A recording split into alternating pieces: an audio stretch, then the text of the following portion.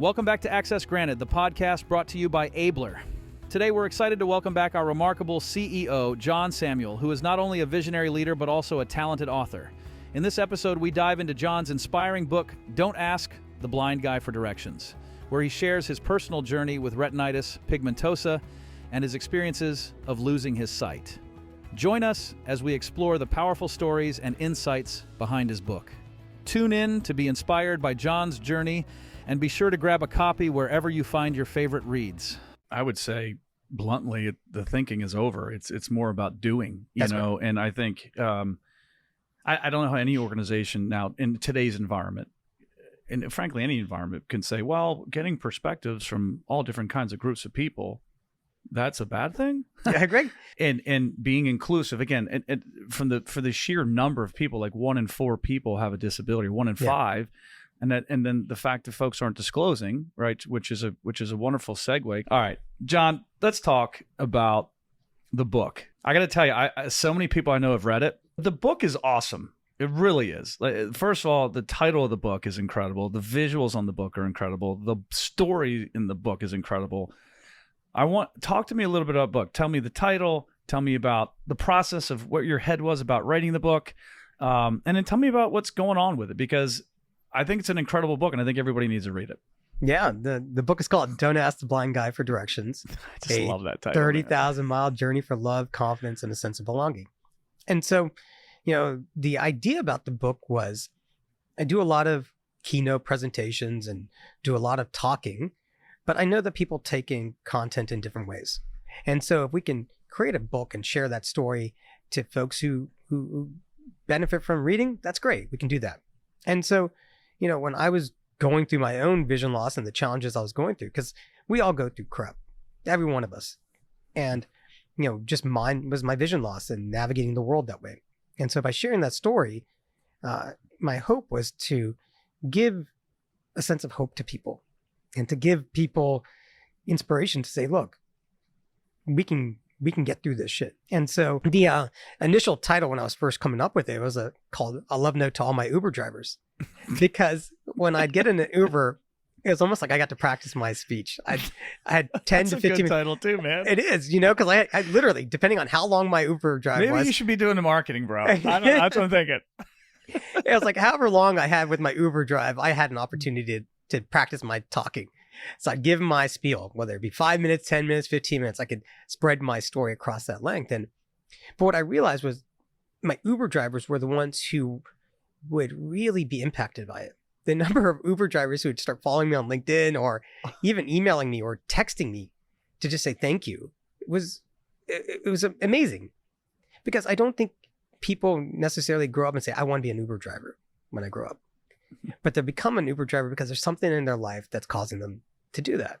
Whether they need extra money, whether they're empty nesters, or they lost their job, something's happened that somebody's doing Uber. And so by hearing my story, and if it could help them out and giving them hope or giving them the reason why, today you helped me get to my job so I can help other people. Thank you for that. If that Uber driver could benefit from that and help them in their day, more power to that, right? And so that's why, because I know, honestly, I would not be able to do the work I do without Uber. I wouldn't be able to come back to North Carolina where we don't have public transportation without my Uber drivers. So it truly is a love note to them. But again, the idea of the book was to share my story, relate with folks, and and spread a little bit of awareness of what disability inclusion is about, and how to accept yourself, because we're all going through crap, and we need to be able to accept our whole self. And once you do that, you'll find what love is, and you'll find a sense of belonging, and that's gold, man. Yeah. It is gold. This is about your story. There's a lot of rejection in here. There's a lot of challenge in here. There's a lot of overcoming things and a lot of proving to yourself, which I think is that you are good enough, right? And talk about a few of the pieces in the book where you're like, okay, this is going to land. This is going to make an impact. I think that, in the beginning of my story about not accepting it. You kind of go through all these stages of grief, right? And it's like going through denial, not wanting to be able to accept it. And I think that's one big piece, right? Not being able to accept having, vision loss or a disability. And I think it was my own unconscious biases that I thought having a disability meant it's a liability, right? Whether it be for companies, whether it be for being a partner to someone. And, that acceptance of that and understanding, no, this is just a component of who I am. It's not my whole identity, but it's a part of my identity. And when you can, that acceptance of it took some time. And that journey it took a long time. And you're always going to be, I'm going through that every day. Right. And so I think another part of that story is coming up with innovative solutions. Throughout the story, you'll figure out, like, I'm figuring out ways, how do I overcome my disability in different ways, whether it be going up Mount Kilimanjaro and putting a red light on my guide's foot and following the light to climb to the top of the mountain, right? You have to come up with innovative solutions. And that's why I always say people with disabilities are natural problem solvers. And what company doesn't want that? And again, those are kind of the stories that come out. And I feel like, there's different pieces of this story that I think different people will be able to relate to, not just people with disabilities, but all people. And that's one of the pieces that's when I had that aha moment, was that my story isn't just about disabilities, but it is about, overcoming challenges in life, and that everyone does. And then if I was able to share my story, I was able to incorporate some of the statistics about disabilities and disability inclusion.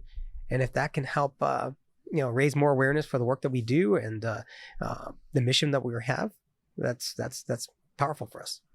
Yeah, it's sort of like a redemption or vindication story, which, I'm a big fan of those. It was a quick read for me, but I was blown away, man. I remember you telling me I fly to Africa. You're like, I'm not getting what I want out of this life. I'm gonna just pick up and fly to Africa. Visually impaired, your vision's going down. You got your family here. You're just like, I'm going to roll. Like, I'm just going to pick up and figure some stuff out on my own. You got on a plane and you flew to Africa and started a life over there by yourself, man, in a potentially dangerous area. So talk to me a little bit about that. Like, where does that strength come from, man? It's like, I'm going to do this. So I think it's having faith, right? Faith is a big part of who I am. And it's something that, it powers me. It empowered me to say, you can do this. This is something you can do.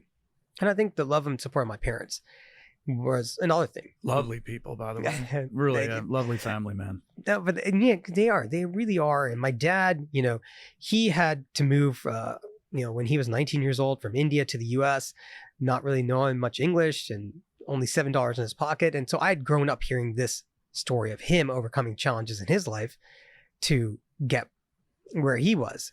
And so sacrifice was something I knew.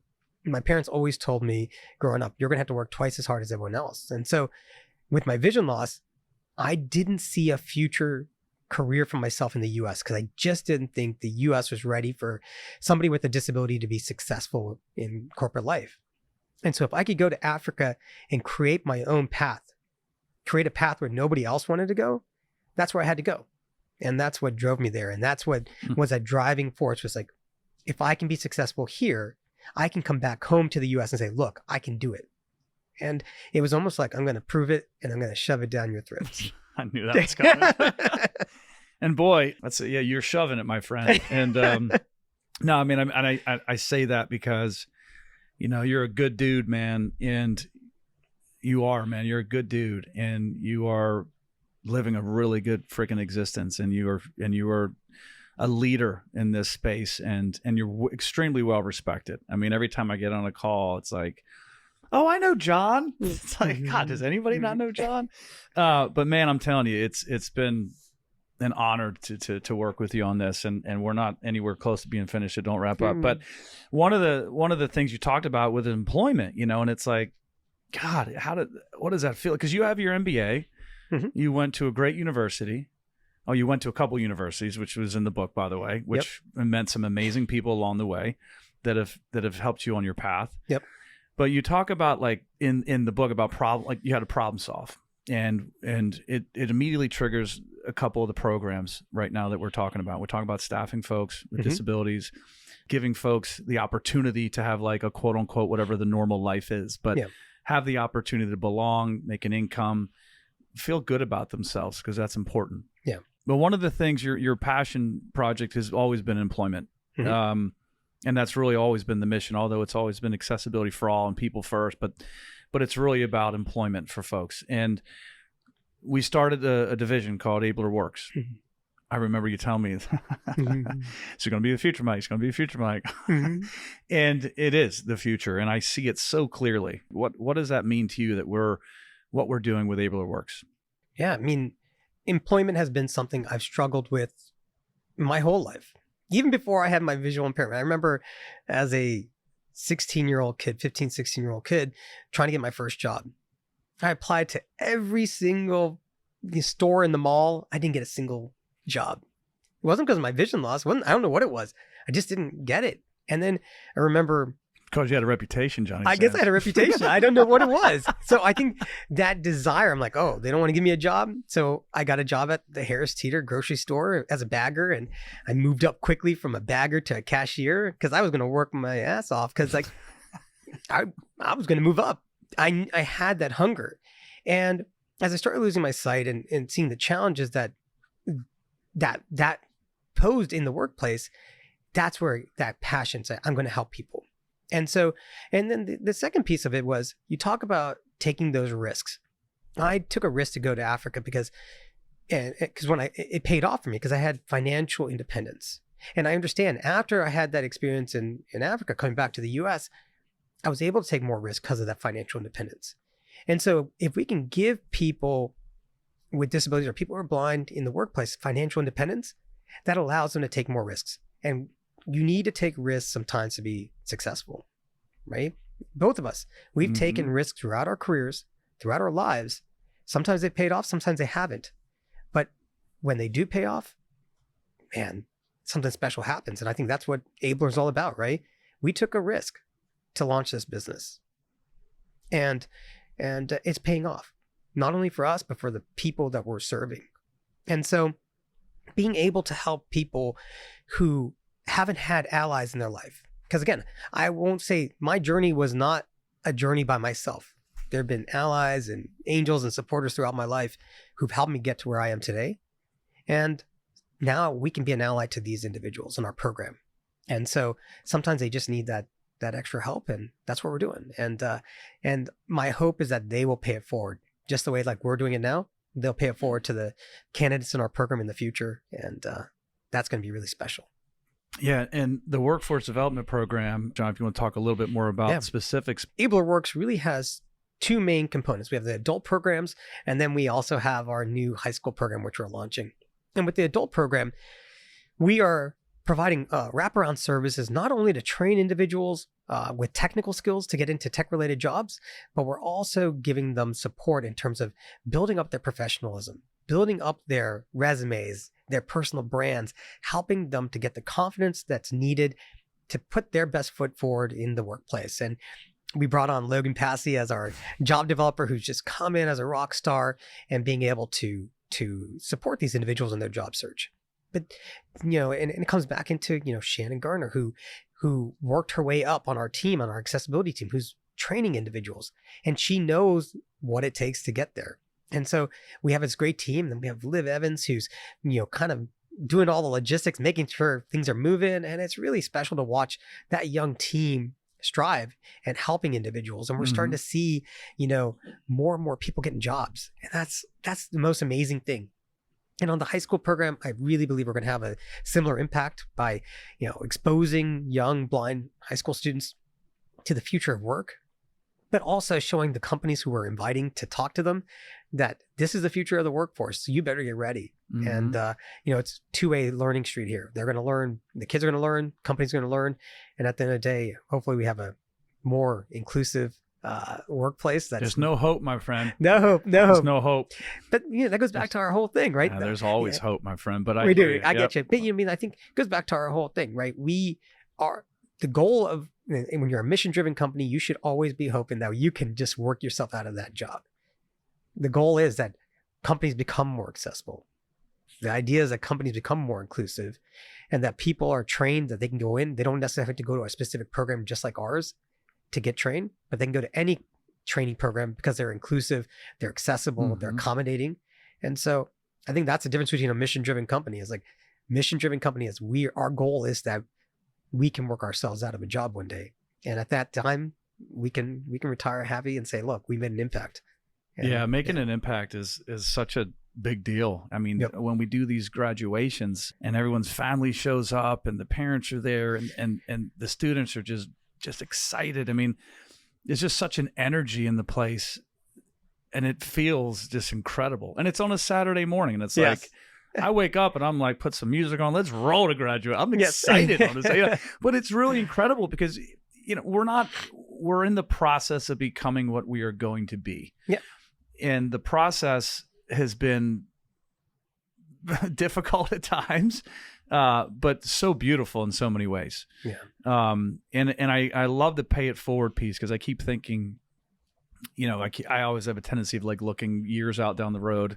But I just keep thinking about this collective of people, our clients, our partners, our friends, our family, our advocates, our graduates, their family, their friends. It's just, there's just a movement happening and you can feel it. And it just excites me so much to see the smiles on our team's faces. And now they're getting positions and careers. It's just unbelievable. And we do have an unbelievable team. And we talk about a three-legged stool, but we talk about, Liv and Logan and Shannon. And it's unbelievable what they're doing. It's incredible. And I'm so grateful for what they're doing with this program. But I also, we've got Sarah and Kim and Ariel and Angus. And Angus. It's like there's just a crew of amazing humans that are doing great work that care. And also all the partners. I mean, that's the thing. I think our community has come and surrounded us and supported us. I think that's the one thing that's been unique about the success of Ablr. Because it's not about a person. It's not about a couple of people. It's about the community who's come and supported us. Because like you said, it's people who hear about us or those referrals, that's really what's helped us, right? And it's the partners that we've made these, and it's genuine friendships, genuine relationships. And you talk about the word caring, and I think that comes through. And I think, you mentioned the word purpose. I don't necessarily like the word passion. Because I think we're purpose driven, right? It's not a passion that drives us, but it's a purpose that drives us. And that purpose, I think, is relatable to a lot of people.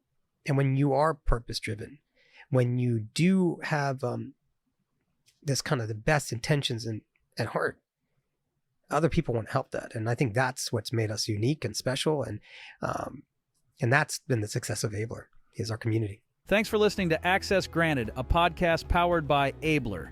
We hope you enjoyed today's chat with our CEO, John Samuel, as he shared his remarkable journey and personal insights from his book, Don't Ask the Blind Guy for Directions. If you connected with his story, grab a copy of the book wherever you get your reads and follow at Ablr360 on social media to keep up with his impactful work.